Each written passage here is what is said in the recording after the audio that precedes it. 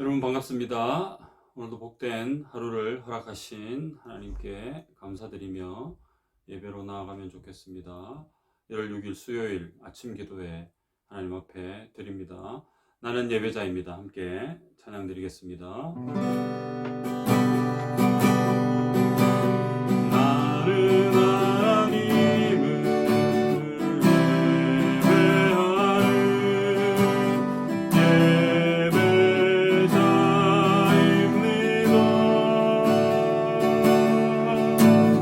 내가 서 있는 곳 어디서나 하나님을 예배합니다. 내 영혼 거룩한 은혜를 향하여 내 마음 완전한 하나님 향하여 이곳에서 바로 이 시간 하나님을 예배합니다. 내 영혼 거룩한 은혜를 향하여 내 마음 완전한 하나님 향하여 이곳에서 바로 이 시간 하나님을 예배합니다. 함께 기도드리겠습니다. 사랑과 은혜가 풍성하신 하나님 아버지, 2021년 첫 주일 또 수요일 우리에게 허락해 주시고 하나님 앞에 이 하루의 첫 시간을 예배하며 기도하며 주님 앞에 말씀 들으며 나아가게 하신 것 감사드립니다. 하나님, 오늘 하루를 우리에게 주셨사오니 주의 성령께서 오늘 하루를 우리가 온전히 살아내도록 힘 주시고 우리를 권고하여 주시옵소서. 어지러운 세상 속에 참 고달픈 인생이지만 하나님을 힘입어 우리 성령 하나님의 도우심으로 우리는 행복한 삶을 살아가고 있습니다. 아버지 하나님, 하나님을 믿는 것만으로, 하나님의 구원받은 자녀의 삶만으로 우리는 얼마나 행복한지 오늘 하루도 확실히 깨닫고 느끼는 그런 하루가 되게 해 주옵소서. 아버지 하나님, 오늘 하루를 시작하며 주의 말씀 앞에 머리를 숙입니다. 주께서 오늘 우리의 심령 가운데 하나님의 말씀으로 임재하여 주시고 그 말씀을 붙들고 뜨겁게 기도하며 하나님의 이름을 부를 때에 하나님 아버지 우리의 기도를 들으시며 응답하여 주옵소서. 이제 주의 말씀 듣기 원합니다. 성령님, 나를 주장하여 주시옵소서. 예수님의 이름으로 기도드리옵나이다. 아멘. 하나님의 말씀을 함께 보겠습니다. 오늘 본문은 로마서 2장 17절에서 29절까지의 말씀입니다. 신약성경 241페이지 로마서 2장 17절에서 29절 말씀을 제가 읽습니다. 하나님의 말씀을 들으십시오. 유대인이라 불리는 내가 율법을 의지하며 하나님을 자랑하며 율법의 교훈을 받아 하나님의 뜻을 알고 지극히 선한 것을 분간하며 맹인의 길을 인도하는 자요 어둠에 있는 자의 빛이요 율법에 있는 지식과 진리의 모본을 가진 자로서 어리석은 자의 교사요 어린아이의 선생이라고 스스로 믿으니 그러면 다른 사람을 가르치는 내가 내 자신은 가르치지 아니하느냐? 도둑질하지 말라 선포하는 내가 도둑질하느냐? 간음하지 말라 말하는 내가 간음하느냐? 우상을 가증히 여기는 내가 신전 물건을 도둑질하느냐? 율법을 자랑하는 내가 율법을 범함으로 하나님을 욕되게 하느냐? 기록된 바와 같이 하나님의 이름이 너희 때문에 이방인 중에서 모독을 받는도다. 내가 율법을 행하면 할례가 유익하나 만일 율법을 범하면 내 할례는 무할례가 되느니라. 그런즉 무할례가 율법의 규례를 지키면 그 무할례를 할례와 같이 여길 것이 아니냐. 또한 본래 무할례자가 율법을 온전히 지키면 율법 조문과 할례를 가지고 율법을 범하는 너를 정죄하지 아니하겠느냐. 무릇 표면적 유대인이 아니요 표면적 육신의 할례가 아니니라. 오직 이면적 유대인이며 할례는 마음에 할지니 영에 있고 율법 조문에 있지 아니한 것이라. 그 칭찬이 사람에게서가 아니요 다만 하나님에게서니라. 아멘. 오늘 하루를 시작하면서 또 귀한 말씀으로 하나님 앞에 나아가는 이 시간이 참 행복하고 좋은 것 같습니다. 오늘은 로마서 2장 17절부터 29절까지 2장의 뒷부분에 관한 말씀을 우리가 함께 살펴보겠습니다. 자, 오늘은 이 당시의 유대인들의 어떤 실상, 민낯을 조금은 적나라하게 우리에게 보여주고 있습니다. 당시 유대인들은 어떤 모습이었는지 17절부터 이렇게 쭉 나오고 있는데요. 자, 이런 유대인의 그 당시의 모습을 우리가 확인하면서 또 당시에 사도 바울이 그런 유대인들에 대해서 권면하고 있는 그 말씀을 우리가 함께 살펴보면 좋겠습니다. 이것은 어떤 그 당시에 유대인들이 이런 모습이었다, 이것을 우리에게 알려주는 것이 아니죠. 오늘 이 시대를 하나님의 자녀로 살아가고 있는 저와 여러분에게 우리가 가지고 있는 모습 가운데 이런 유대인들의 모습이 있는지를 다시 한번 점검을 하고 확인을 하고 다시 우리를 되돌아보고 말씀이 주는 그 교훈을 우리가 받아 행해야 하는 겁니다. 그래서 우리에게 오늘 본문의 말씀은 정말 중요한 의미가 있습니다. 오늘 이 본문의 말씀을 통해서 우리는 세 가지 교훈을 얻을 수 있습니다. 첫 번째, 오늘 말씀이 우리에게 주시는 교훈은 무엇입니까? 날마다 말씀의 기준으로 자신을 돌아보고 점검하라는 메시지입니다. 자신을 돌아보고 점검하는 것 너무나 중요한데요. 우리 자신을 돌아보고 점검하는 기준이 있습니다. 그 기준이 무엇입니까? 바로 하나님의 말씀이라는 겁니다. 자, 여러분 17절부터 24절까지의 내용은 무엇입니까? 당시 유대인들이 범했던 어떤 죄를 구체적으로 사도 바울이 지적하고 있습니다. 율법을 가지고 있는 유대인들이 실제로는 과연 어떤 삶을 살았는지 우리에게 가르쳐 줍니다. 그래서 이런 모습은 주후 1세기의 유대인들의 죄악상을 적나라하게 드러낸 것입니다. 바울이 그것을 드러내고 있습니다. 여러분 17절에서 20절까지의 말씀을 보면 유대인들이 스스로 자신을 어떻게 생각하고 있는지를 성경은 보여주고 있습니다. 이 유대인들은 당시에 대단한 자부심과 자만심을 가지고 있었던 것 같습니다. 율법에 대한 것이죠. 구약시대 오래전부터 이 하나님이 택하셨다는 이 선민사상, 이것이 그 유대인들에게는 너무나 뿌리 깊게 있었고, 뿐만 아니라 또 그 하나님이 과거의 조상들에게 주신 그 율법을 그들이 꼭 붙들고 잘 이어 내려오고 있다라는 그런 자부심이었습니다. 그래서 이방인들과는 다르다. 우리는 하나님과 무언가 특별한 어떤 관계 속에서 살아가고 있다. 이런 자부심과 또 자만심이 그들 안에 넘쳐 흐르고 있었습니다. 자, 17절을 보십시다. 유대인이라 불리는 내가 율법을 의지하며 하나님을 자랑하며, 이렇게 나옵니다. 첫 번째 나오는 의지하며라는 이 표현은요, 신뢰함으로 기대다라는 의미입니다. 자, 이는 생명과 구원에 대한 기대를 율법의 소유, 즉 율법을 가지고 있음에 의지했다는 뜻입니다. 당시 유대인들이 그랬다는 거죠. 율법을 소유하고 그 율법을 가지고 있어. 그러니까 이 율법을 의지할 수밖에 없었습니다. 또 17절 뒤에 나오는 자랑하며. 자, 이 그냥 문자 그대로만 보면 하나님을 자랑하며 되게 좋은 의미, 긍정적인 의미처럼 보이지만 사실 여기에 자랑하다는 이 단어는 긍정적 의미에서의 단어가 아닙니다. 하나님을 알고 섬기고 있다는 것을 자랑하였지만 실제로 그들은 우상을 섬기는 이방인들을 멸시하고 경멸한 그런 삶을 살았습니다. 자, 18절을 보십시다. 18절에 보면 맹인의 길을 인도하는 자요, 어둠에 있는 자의 빛이요. 되게 좋은 이런 말을 적어 놓았습니다.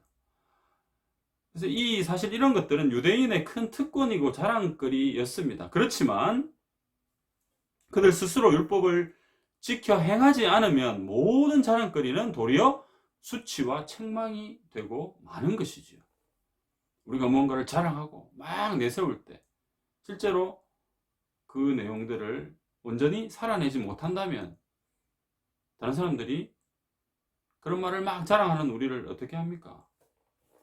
책망하게 되고, 또 이것은 굉장히 부끄러운 일이 아니겠습니까? 바로 유대인의 모습이 그러했다는 겁니다. 여러분 20절도 보십시오. 자, 20절에 보면 어떤 단어가 나옵니다. 율법에 있는 지식과 진리의 모본을 가진 자로서, 이렇게 돼 있는, 이 모본이라고 되어 있는데, 이전 성경인 개역 한글에서는 규모라고 번역하고 있습니다.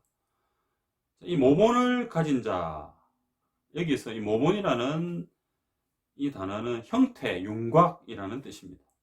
그래서 유대인들은 율법에 있는 지식과 진리의 형태화된 모습을 가지고 있었다는 의미입니다. 그러니까 이 유대인들에게서 율법은 너무나 중요한 것이었습니다. 이걸 좀 회화적으로 표현한다면 유대인들이 이렇게 있으면 이 전체가 다 율법 이렇게 보이는 것처럼 그들은 그렇게 살고 있었다는 얘기입니다. 그런데요, 20절 맨 끝에 뭐라고 나옵니까? 어리석은 자의 교사요, 어린아이의 선생이라고 스스로 믿으니, 이렇게 말씀합니다. 스스로 믿고 있었다는 거예요. 유대인들은 율법을 가졌고 그 율법의 형태화된 모습을 가진 자로서 어리석은 자의 교사, 그리고 어린아이들의 선생이라고 스스로 믿고 있었다. 굉장히 자아도취된 그런 모습이 나오고 있습니다.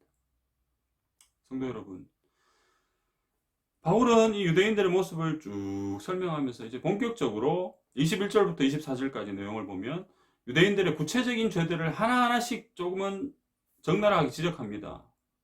여러분 성경을 한번 보십시오. 이게 어떤 것들이 나옵니까? 21절 도둑질을 하지 말라 선포하는 내가 도둑질하느냐. 22절 간음하지 말라 하는 내가 간음하느냐. 우상을 가증히 여기는 내가 신전 물건을 도둑질하느냐. 23절 율법을 자랑하는 내가 율법을 범함으로 하나님을 욕되게 하느냐. 이 당시 유대인들의 죄의 모습들입니다. 그 결과가 어떻게 됐습니까? 24절 기록된 바와 같이 하나님의 이름이 너희 때문에 이방인 중에서 모독을 받는도다. 이렇게 말씀하죠. 자, 이 24절은 이사야 52장 5절의 말씀을 인용한 것입니다.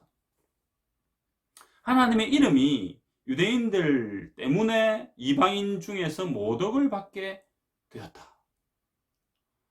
유대인들이 얼마나 하나님의 영광을 가리는, 하나님의 이름에 먹칠을 하는 그런 삶을 살고 있었는지를 우리에게 보여주고 있습니다.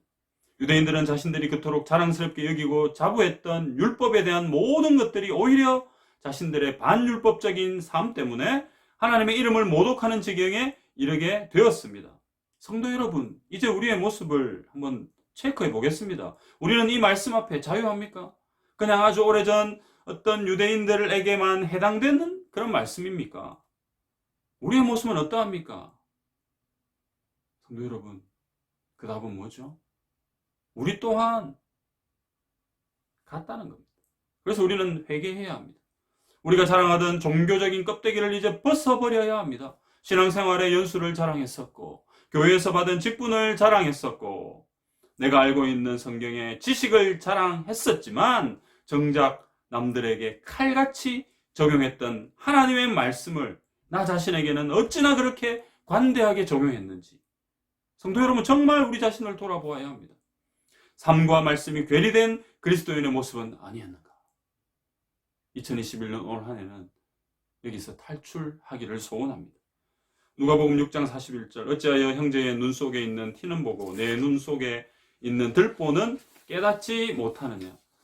오늘 우리 각자 자신의 모습을 철저하게 돌아보는 하루가 되기를 간절히 바랍니다. 사랑하는 성도 여러분, 오늘 하루 하나님의 말씀의 기준으로 자신을 돌아보고 점검하고 회개하고 그렇게 하나님 앞에 나아가는 귀한 하루가 되기를 주님의 이름으로 축복합니다. 두 번째 오늘 본문을 통해서 우리는 어떤 교훈을 얻을 수 있습니까? 우리는 형식과 외형에서 벗어나 말씀을 행하며 지키는 삶을 살아야 합니다. 말씀을 지켜 행하는 삶을 살라는 얘기입니다. 자, 오늘 본문 25절에서 27절은 외형과 형식이 아니라 참 믿음에서 나오는 행함이 무엇보다 중요하다는 것을 우리에게 가르쳐 줍니다. 25절 보십시오. 내가 율법을 행하면 할례가 유익하나 만일 율법을 범하면 내 할례는 무할례가 되느니라. 이렇게 말씀합니다. 할례보다 율법을 행하는 것이 더 중요하다. 형식보다 행함이 더 중요하다라는 것을 우리에게 가르쳐 줍니다. 자, 28절 보시면 표면적 유대인 그리고 표면적 육신의 할례 뭐 이런 표현이 나오지 않습니까? 이것이 중요한 것이 아닌 것을 우리에게 가르쳐 줍니다. 그럼 뭐가 중요합니까? 29절 보십시오. 오직 이면적 유대인이 유대인이며 할례는 마음에 할지니 이렇게 말씀합니다. 여기에 이면적 유대인은 직역하면 숨어있는 유대인을 나타냅니다. 즉 사람의 눈에 보이지 않는 하나님이 인정하시는 참 유대인, 이것을 이면적 유대인이다라는 표현으로 오늘 29절은 설명합니다. 이런 사람은 실제 생활 가운데서 율법을 지켜 행하는 것으로 나타납니다. 사랑하는 성도 여러분, 저와 여러분은 어디에 속합니까? 표면적 유대인입니까? 이면적 유대인입니까? 겉으로 보여지는 형식적인 여기에 우리의 모든 것이 쏠려가지고 정작 하나님의 말씀을 지켜 행하지 않는 그런 모습 우리 안에 있습니까? 아니면 정말 드러나지는 않더라도 철저하게 하나님의 말씀을 붙들고 하나님 앞에서 순결하게 그 말씀을 지켜 행하는 그런 그리스도인의 삶을 살아가고 있습니까? 오늘 체크하셔야 합니다. 사랑하는 성도 여러분, 29절 중반에 보면 할례는 마음에 할지니 영에 있고 율법 조문에 있지 아니한 것이라 이렇게 말씀하죠. 이것을 직역하면 영으로 하고 글자로 하지 아니한 마음의 할례라는 의미입니다. 마음의 할례는 육신의 할례와 대비되는 그런 표현입니다. 할례는 마음에 하라는 것은 사실 구약의 가르침입니다. 여러분, 할례가 무엇입니까? 할례는 원래 하나님이 아브라함과 세운 언약의 표징입니다. 자, 이는 하나님께서 아브라함과 맺은 언약을 기억하고 그 언약을 반드시 지키겠다는 것을 나타내는 표입니다. 따라서 마음으로 하나님을 사랑하는 것이 전제되어 있습니다. 이것이 깔려 있습니다.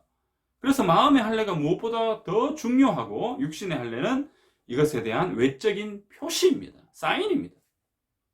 신약시대에서는 더 이상 이 육신의 할례가 요구되지 않습니다. 오직 육적인 몸을 벗는 것이 요구되는 신약시대이지 않습니까? 사랑하는 성도 여러분, 지금까지 저와 여러분은 무엇을 중요하게 여기며 살았습니까? 형식, 외형, 보여지는 것, 껍데기, 여기에 우리의 모든 에너지를 쏟아봤다면 이제는 돌이키셔야 합니다. 바꿔야 합니다. 하나님의 말씀을 말씀 그대로 지켜 행하는 그 삶을 우리는 추구해야 합니다. 다른 사람이 우리를 어떻게 평가할까? 어떻게 우리를 바라보고 있을까? 어떻게 하면 우리가 칭찬을 들을까? 여기에 우리의 마음이 쏠려 있으면 안 됩니다. 모든 것을 감찰하시는 하나님 앞에서 순결하게 순수하게 하나님의 말씀을 지켜 행하는 그 삶을 오늘 우리가 살아가야 합니다. 여러분, 목사, 집사, 장로, 권사, 이것이 우리가 자랑할 것이 못 된다는 거예요. 사람들 앞에 그것을 막 내세우고 자랑하는 것 아무 쓰잘데기 없습니다. 하나님 앞에 정말 순전한 성도로 주의 말씀을 지켜 행하는 삶, 주님 오늘 그것을 우리에게 요구하고 있습니다. 사랑하는 성도 여러분,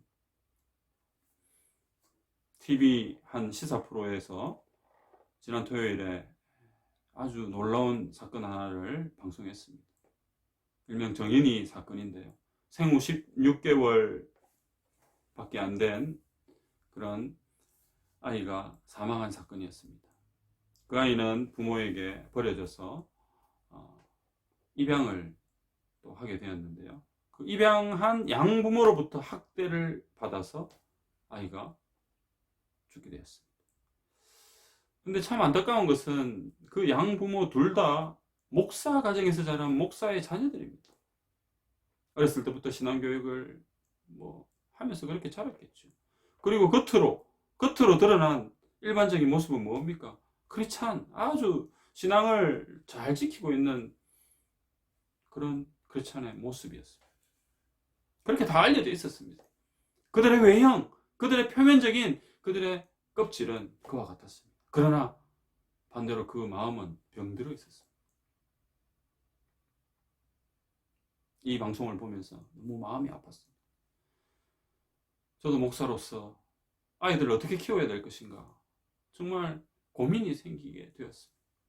사랑하는 여러분, 우리가 정말 하나님을 믿는 하나님의 성도라면, 하나님의 자녀라면 겉에 보이는 껍데기에 우리의 인생을 낭비해서는 안 됩니다. 하나님께서 우리 안에 주신 그 주님의 마음을 품고 오늘도 우리에게 찾아오셔서 말씀하시고 가르쳐 주시는 그 주님의 음성에 귀를 기울이고요. 그 말씀을 정말 지켜서 행하는, 순수하게, 순적하게 행하는 삶이 우리에게 너무나 필요한 겁니다. 오늘 하루도 주의 말씀을 지켜 행하는 복된 성도들이 되시기를 주님의 이름으로 축복합니다. 마지막 세 번째 뭡니까? 오늘 본문을 통해서 우리는 어떤 교훈을 얻을 수 있습니까? 우리의 마음을 움직이고 변화시키는 성령님의 역사를 기대하고 사모하는 하루가 되시기를 주님의 이름으로 축원합니다. 29절 보십시오. 여기 보면 중간에 영에 있고 율법 조문에 있지 아니한 것이라 이렇게 말씀합니다. 자, 이 말은 마음의 할례가 성령으로 한 것이며 율법의 글자로 한 것이 아님을 나타냅니다. 즉 우리의 마음은 성령으로 감동을 받아 변화되어야 하죠. 내 안에서 역사하시는 성령님의 역사로 가능한 것입니다. 성령이 우리 안에서 역사하실 때 우리는 새 마음이 되고 부드러운 마음이 됩니다. 에스겔 36장 26절 27절 또 새 영을 너희 속에 두고 새 마음을 너희에게 주되 너희 육신에서 굳은 마음을 제거하고 부드러운 마음을 줄 것이며 또 내 신을 너희 속에 두어 너희로 내 율례를 행하게 하리니 너희가 내 규례를 지켜 행할지라. 자, 26절과 27절에 나오는 단어가 좀 다르게 나오죠. 새 영, 그리고 27절에는 내 신 이렇게 나오는데 히브리어 원어를 보면 둘 다 루아흐, 성령을 나타내는 단어를 쓰고 있습니다. 성령이 임해야만 사람의 마음이 움직이고 변화됩니다. 여러분, 우리의 의지를 가지고 내 힘을 가지고 내 어떤 노력과 애씀을 가지고 우리의 마음을 변화시키는 것은 아주 일시적인 변화는 있을지 몰라도 이것은 결코 우리의 마음을 변화시킬 수 없습니다. 우리의 마음을 움직이시는 그분을 우리는 붙들어야 합니다. 그러므로 우리의 삶에서 이 성령 하나님을 사모하고 성령 하나님을 찾는 것은 너무나 중요한 겁니다. 우리는 성령의 역사를 사모하며 기도의 자리로 나아가야 합니다. 오늘 하루의 모든 삶의 현장에서 성령님의 강력한 역사가 임하기를 우리는 구하며 또 구해야 합니다. 사랑하는 성도 여러분, 오늘 우리의 심령이, 우리의 마음이 어떤 상태입니까? 여러분, 굳어져 있습니까? 강팍해져 있습니까? 완고한 상태입니까? 여러분, 부드러운 마음을 가지셔야 합니다. 어떻게 부드러운 마음을 가질 수 있나요? 성경은 분명히 말씀합니다. 새 영을 너희 속에 두고 새 마음을 너희에게 준다. 성령이 우리 안에서 역사하실 때 우리의 이 메마른 심령이, 우리의 이 강팍한 심령이, 우리의 완고한 심령이 부드러운 심령, 부드러운 마음으로 바꾸어질 줄 믿습니다. 성령 하나님을 사모하시고 그 성령님께서 오늘도 내 안에 역사하셔서 나의 모든 삶의 순간순간 현장에서 성령의 온전하신 뜻이 펼쳐지는 그 삶을 오늘 하루 저와 여러분이 살아가야 할 것입니다. 이제 말씀을 맺겠습니다. 사랑하는 성도 여러분, 이 로마서 2장의 말씀 사실은 조금은 가벼운 말씀이 아닙니다.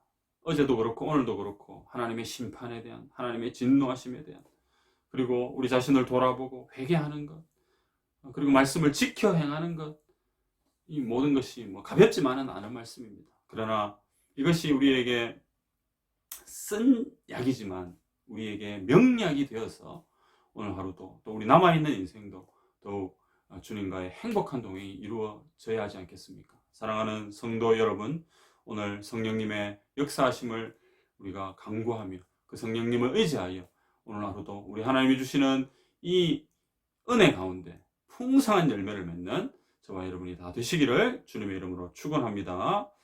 오늘은 수요일입니다. 공통기도 제목은 고통 중에 있는 대한민국의 회복을 위해서, 그리고 세상을 변화시키는 한국교회가 되도록, 코로나19가 속히 종식되도록 오늘 수요일은 나라를 위해서 기도하는 시간인데요. 성도님들 계속적으로 이 공통기도 제목을 가지고 정말 이 나라를 위해서 다시 회복된 이 대한민국이 되도록 정말 간절한 마음으로 기도하면 좋겠습니다. 함께 기도하겠습니다. 살아계신 하나님 아버지, 오늘도 주의 말씀 앞에 우리를 세워주시니 감사합니다. 아버지 하나님, 참으로 껍데기 신앙을 가지고 표면적인 신앙을 가지고 살았던 우리의 모습을 회개합니다. 주여, 우리를 불쌍히 여기시고 성령 하나님, 우리를 새롭게 하여 주옵소서. 아버지 하나님, 내가 이때까지 내세우고 살았던 것이 무엇입니까? 신앙의 연수입니까? 교회의 직분입니까? 하나님 아버지, 그것보다 정말 하나님의 말씀을 지켜 행하는 것이 우리의 삶의 자랑거리가 되게 해 주옵소서. 아버지 하나님이여, 오늘도 정말 이 주님의 말씀의 잣대를 우리 자신에게 두어서 하나님이여 날마다 점검하며 살아가는 저희들 다 되게 하여 주시옵소서. 아버지 하나님, 성령 하나님의 도우심을 구합니다. 성령님, 우리 안에서 역사하여 주옵소서. 우리의 강팍한 심령이 성령의 역사하심으로 부드러운 심령이 되게 해 주시고, 하나님 아버지, 그렇게 변화된 삶을 살 수 있도록 성령 하나님께서 인도하시는 대로 주의 말씀을 지켜 행하는 오늘 하루가 되도록 하나님 도와주시옵소서. 아버지, 오늘 우리 전교회 모든 성도들의 심령에 주의 큰 은혜와 복을 더하여 주시옵소서. 오늘 하루도 주의 말씀으로 승리하는 귀한 하루가 되기를 소원하옵고 살아계신 예수님의 이름으로 기도드리옵나이다. 아멘. 예배를 마쳤습니다. 오늘 하루도 주의 말씀을 힘입어 승리하는 귀한 하루가 되시기를 간절히 바랍니다.